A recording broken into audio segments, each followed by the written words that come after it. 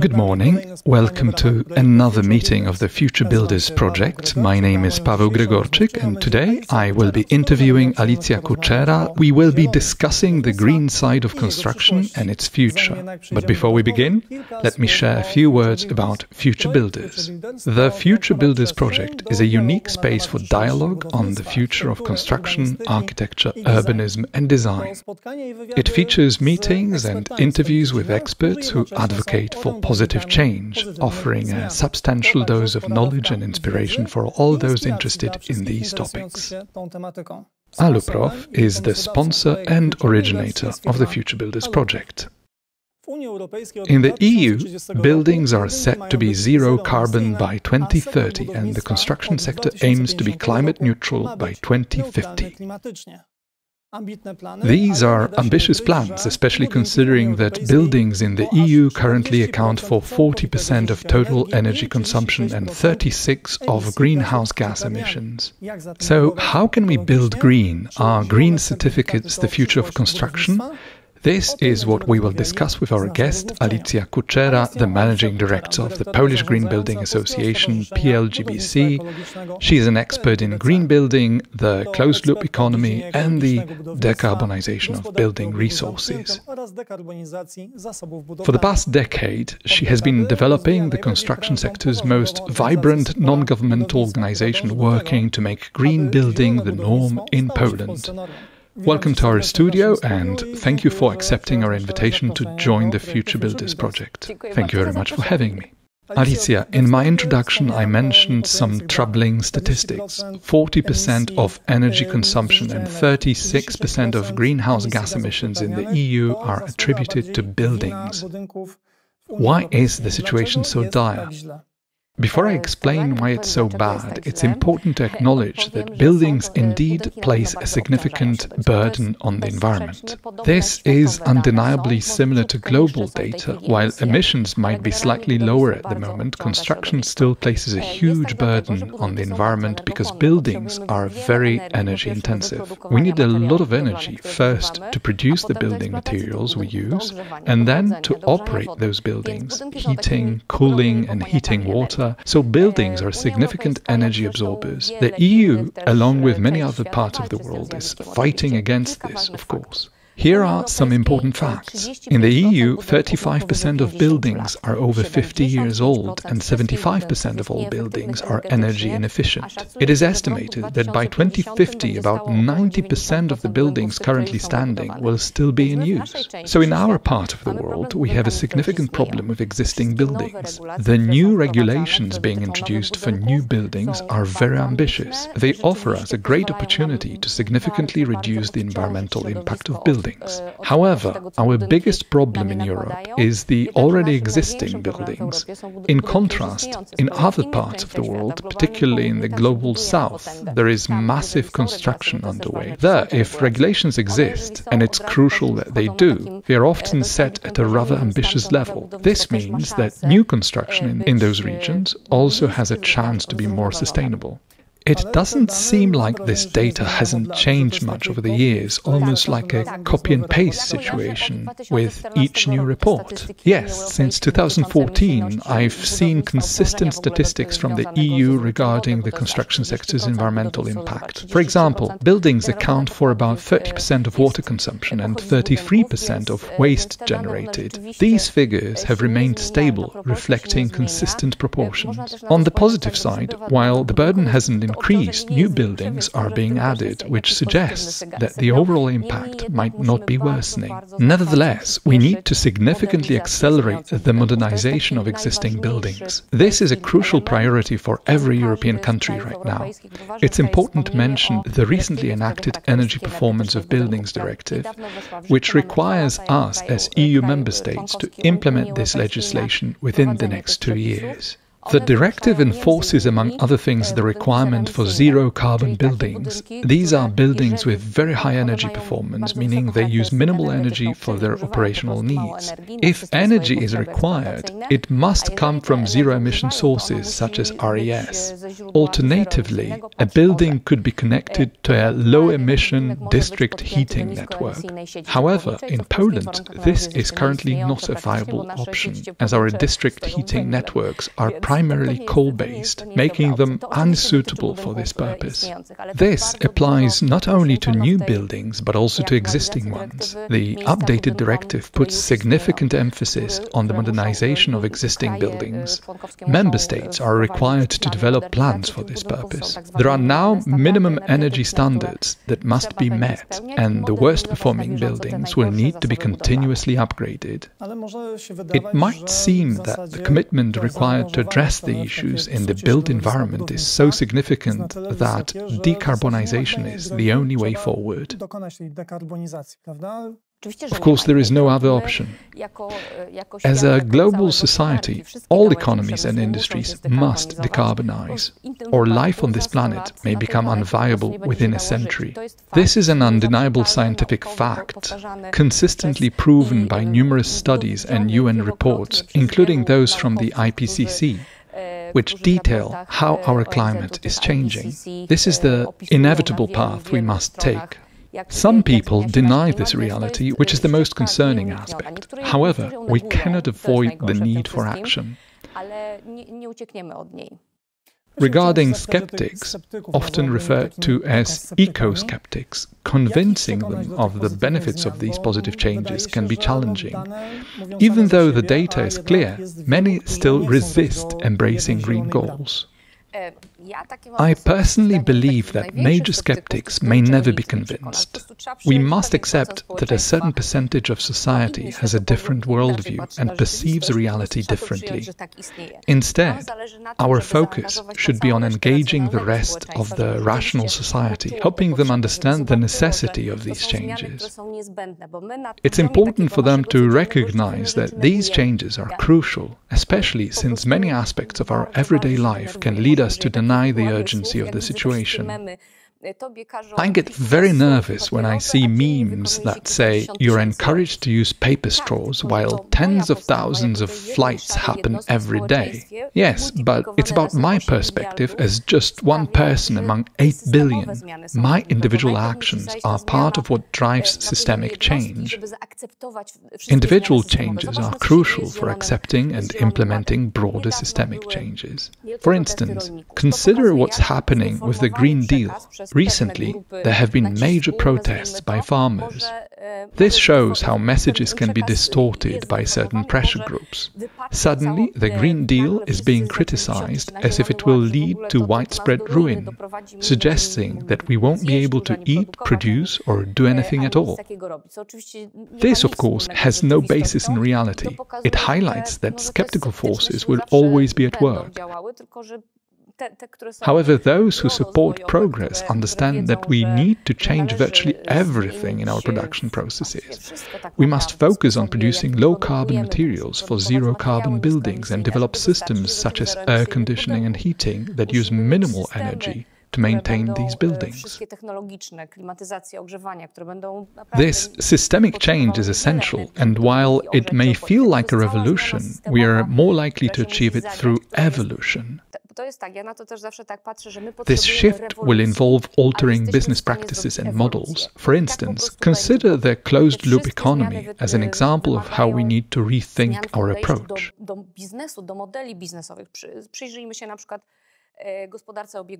If we assume that most manufacturers, including Aluprof, start adopting a product-as-a-service model,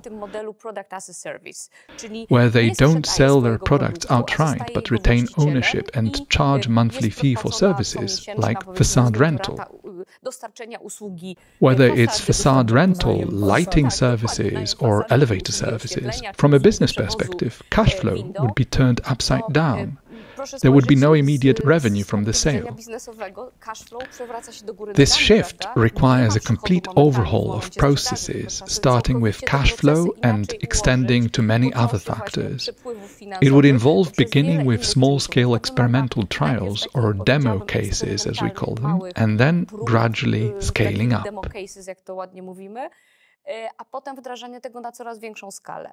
On the other hand, the EU sometimes provides arguments to the skeptical side as well, unfortunately. A notable example is electromobility. It turns out that we have a lot of materials used in batteries that are hard to source in Europe, and recycling these materials presents its own challenges. Moreover, there are occasional high-profile incidents of electric car fires,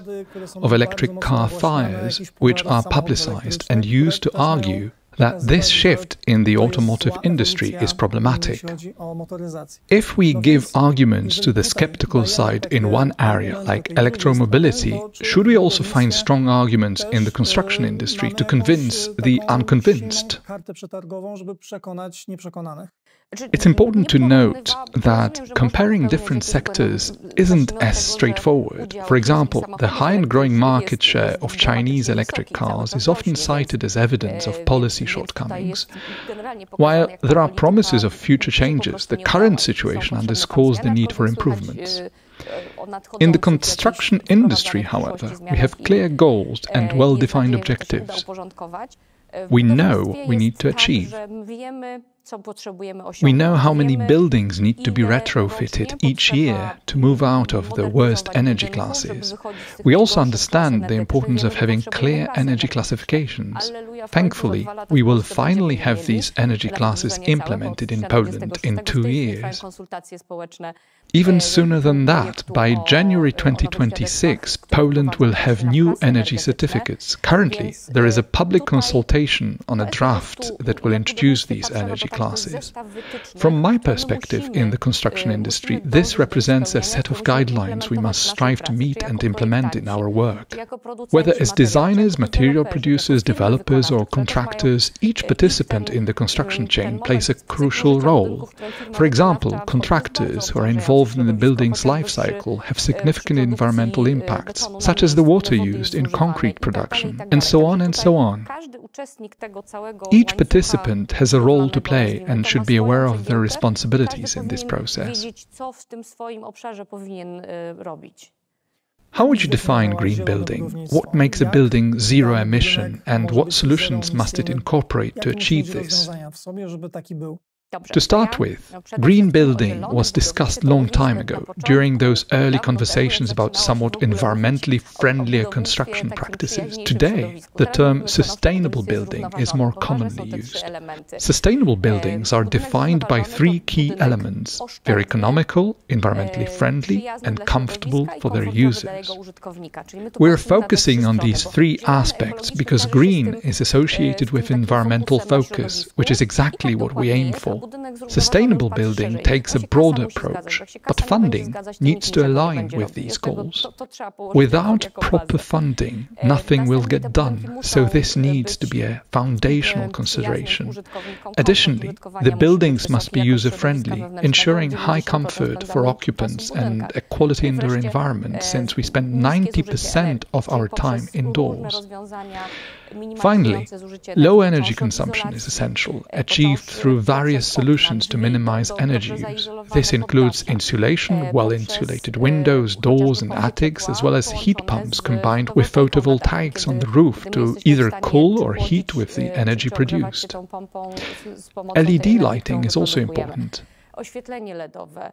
There are various major and minor solutions, but it all starts with a good design. If the design meets current technical standards, it will truly be a low-energy building. Implementing these solutions seems straightforward for new construction. But what about the existing buildings? As you mentioned, there are many old buildings in Europe. This is a systematic issue that all countries face. Whether the buildings are public, office spaces, hotels or service buildings, it is in the owner's best interest to modernize them. Without updates, these buildings may not attract tenants who would face high heating or cooling bills. This problem mainly affects residential buildings, particularly the old ones outside big cities, where there's a systemic issue of rural depopulation. Parents who built large 300 square meter houses for extended families are now left with outdated properties after the younger generations had moved away long ago. And so the buildings are now occupied by those elderly people. There are single-pane windows and poorly insulated walls made of brick built by half the village half a century ago, and that's how they live. These buildings can be described as colossal energy vampires. Different solutions are being explored. It's not economically sensible for the elderly residents to fund major renovations on such large properties. One approach is to create small pilot projects where elderly people create communities. They sell their large, inefficient houses and use the proceeds to build or move into a modern shared dwelling, such as a block of flats or a semi-detached house. Of course, such projects often rely on subsidies, but these need to have economic justification to ensure the investment will be worthwhile. The goal is to create viable occupied housing rather than investing in properties that might remain vacant.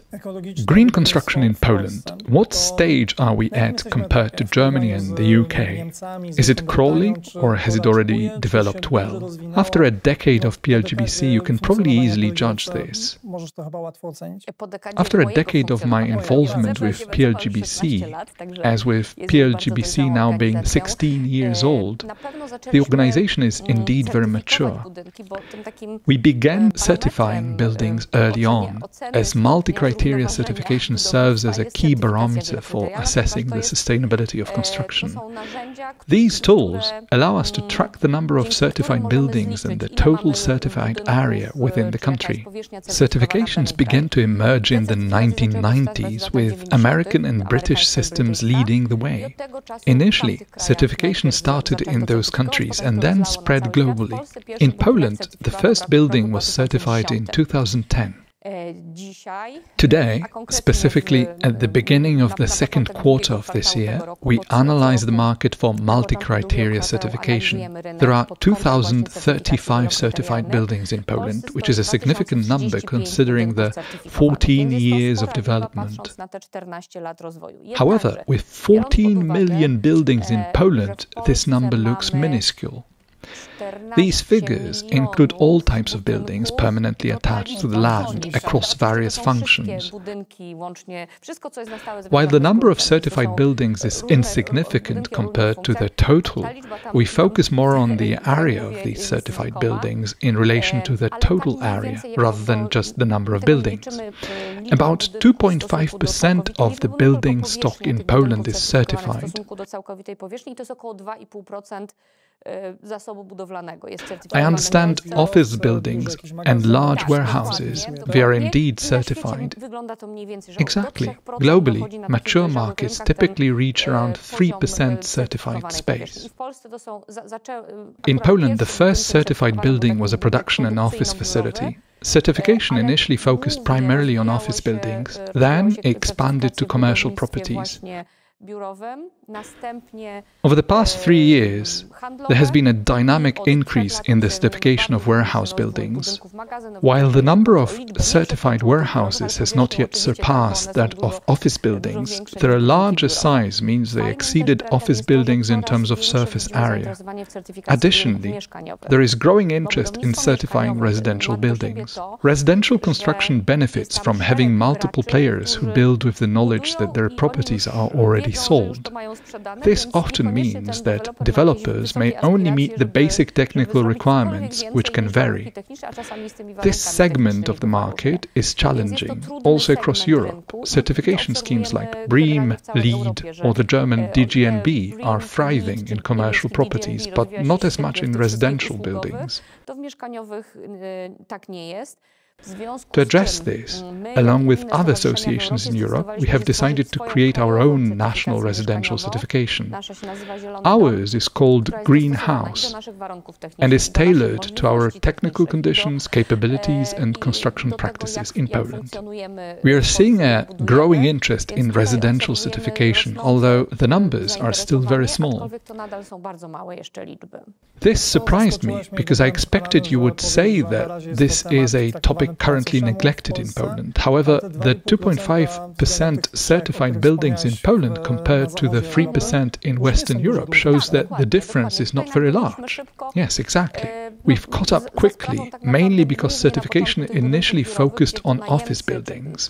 Initially, large office buildings in Warsaw were leased by Western companies, many of which required certified buildings, which drove the early adoption of certification. According to our analysis, 95% of modern office space in Poland is now certified. In Warsaw, it's already 100%, as no new office buildings are built without certification. As for retail space, 50% is certified, but mainly in this in-use certification, that is, for existing buildings. These were not designed with sustainability in mind, so improvements were made at the already in use stage. 50% of modern warehouse space is already certified. You mentioned this certification. There are a number of different certifications, but are there any common elements that, if we are aiming for a green certification, our building should meet A, B, C, D? That's exactly right. These are certificates and they have a cool name, multi-criteria. These many criteria in each are very close to each other, primarily energy efficiency, water and other resource efficiency, low carbon materials, high quality of the indoor environment, and attention to certain processes during construction to avoid overburdening the environment. Especially the local one, noise for instance. Others are biodiversity and the impact on the nearest nature. Each of these certificates, whether American, German, British, Polish or French, shares these main principles and criteria. And importantly, what I wanted to say here is that sometimes I encounter criticism, especially for older office buildings in Warsaw. People might say, it's certified, but it's not high-tech or super modern, and it doesn't seem sustainable at all. Certainly, the energy performance of buildings such as those built 15 years ago was based on the certification standards and technical conditions in place at the time. However, as technical conditions and certifications evolve, they become more stringent. Each time, the standards are adjusted to push for higher and more ambitious goals. Well, now every certification system is practically introducing high-scoring carbon footprint calculations along with optimization. It's not enough to simply measure how much a building burdens the environment in terms of carbon footprint. We also need to take action to improve it. This means seeking solutions to reduce the carbon footprint, such as changing aspects of the construction or the building's location, so that you eventually reduce its carbon footprint. So all certifications are evolving continuously. For example, LEED has gone through several versions. At this point, it is 4, 5, I believe. All in all, they tighten requirements every few years to improve results. Exactly. What about the building sector? There's a discussion that buildings should be zero emission by 2030 and the entire sector should aim for this by 2050. Well, not just the whole sector. Europe as a whole must become climate neutral. Every branch of the economy needs to develop and implement its own climate neutrality strategy at the company level. For manufacturing companies like yours, which often have highly energy-intensive processes, this means finding solutions that both reduce energy intensity and increase the use of RES. However, this is challenging, as you can't rely solely on installing solar panels on the production floor to meet the energy demand. These are indeed quite different challenges, but they must be addressed. This is what needs to happen. You've probably heard about, or you know about, the ESG conversation and the implementation of non-financial reporting.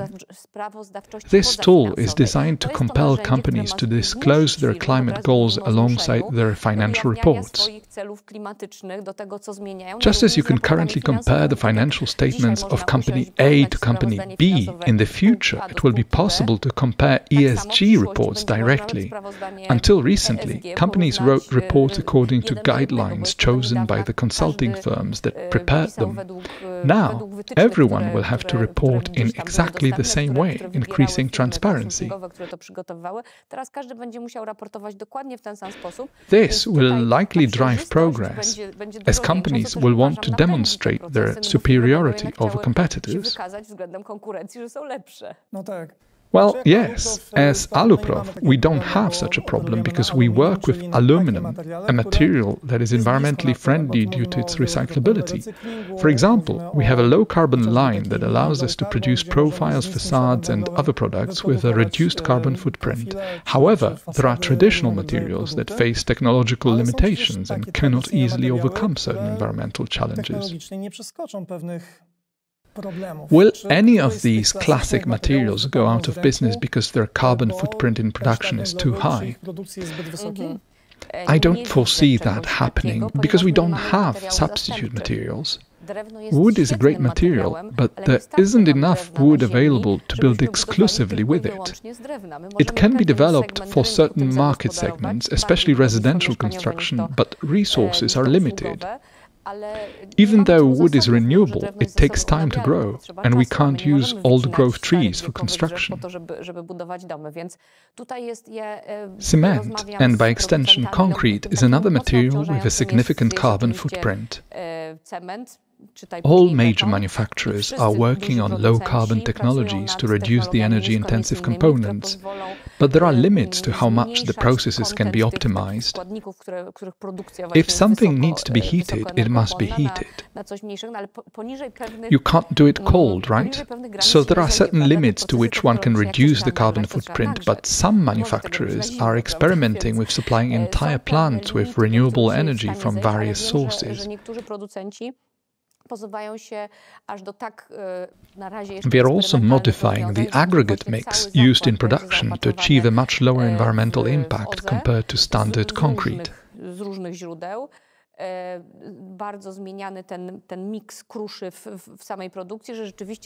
However, it will always be an environmental burden. Let's not fool ourselves.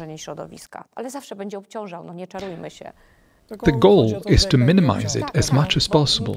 Yes, an important point to clarify about zero-carbon construction is that in the life cycle of a building, it is now assumed that 2/3 of the emissions come from the building's operational use, while 1/3 comes from the materials used in construction. The materials we use in construction will always have some environmental impact. Even if we build with the best available materials, they will burden the environment to some extent. We can offset this impact by, for example, generating energy on site. While the initial construction may result in CO2 emissions, over the building's life cycle, perhaps over the next 20-30 years, we can potentially neutralize these emissions. This can be achieved by using less energy and producing more energy than needed. At this point, we are talking about zeroing out emissions rather than producing something that doesn't burden the environment, as no one has yet developed a truly zero-impact material. With the buzzword ecology, greenwashing often comes into play. The question arises whether green building practices are just a fad. Are companies that claim to operate in zero-emission buildings or boast about certifications genuinely committed, or are they simply using these claims as part of their marketing strategy? Is green building just a fad, or is it here to stay? We could discuss trends and fashions from a decade ago, but now it's a fact.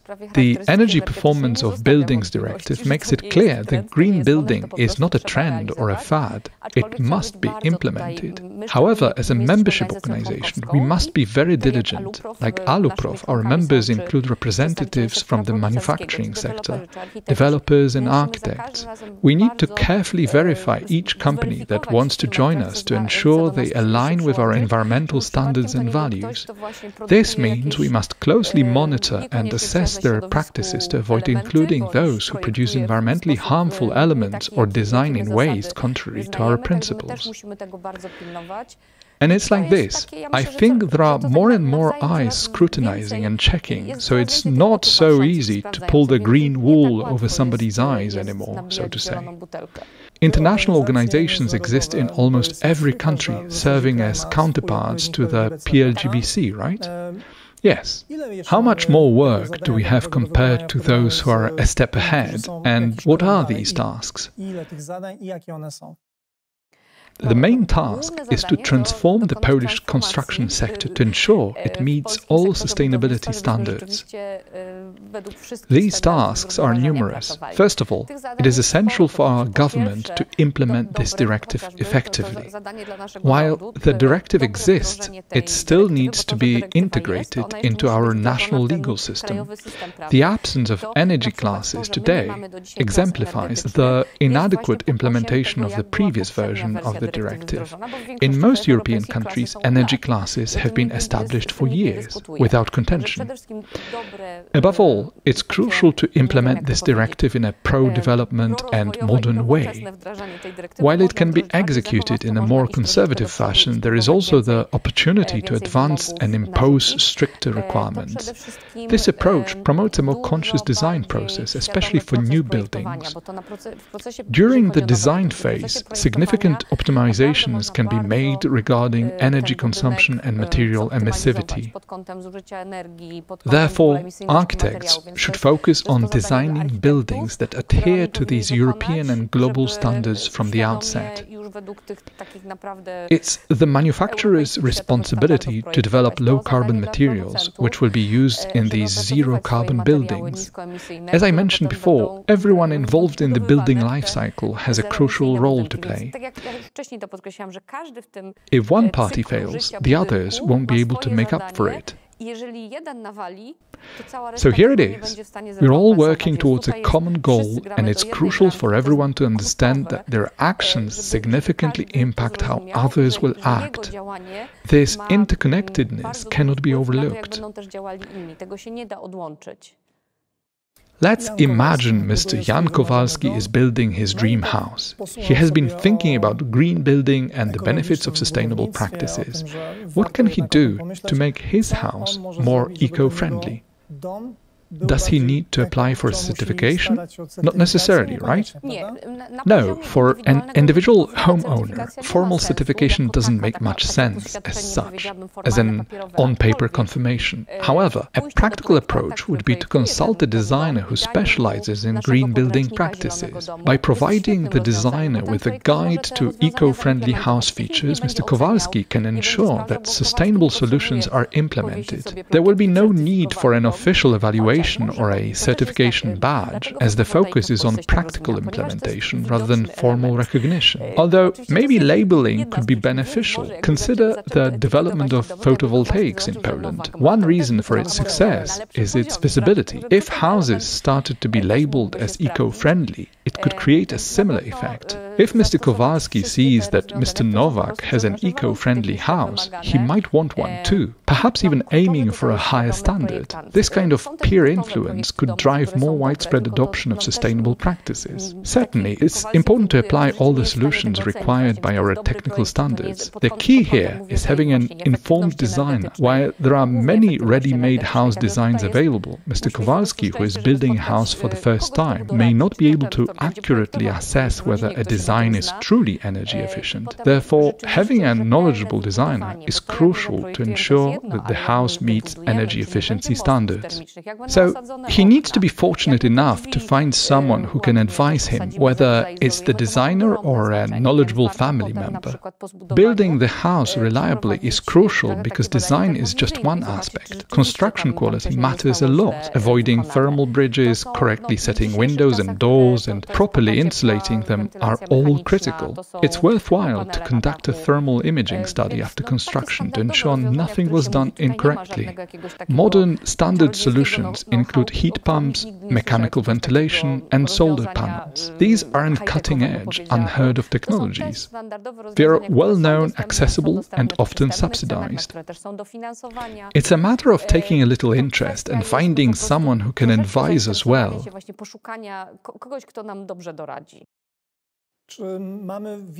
Do we have many innovations that help make buildings better and less polluting in the future?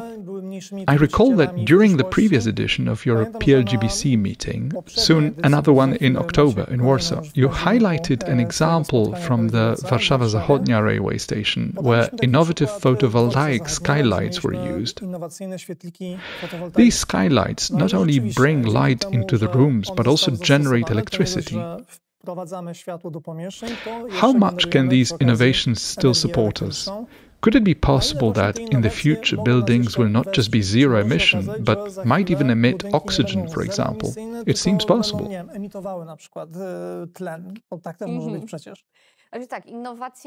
Innovation, I think, is endless.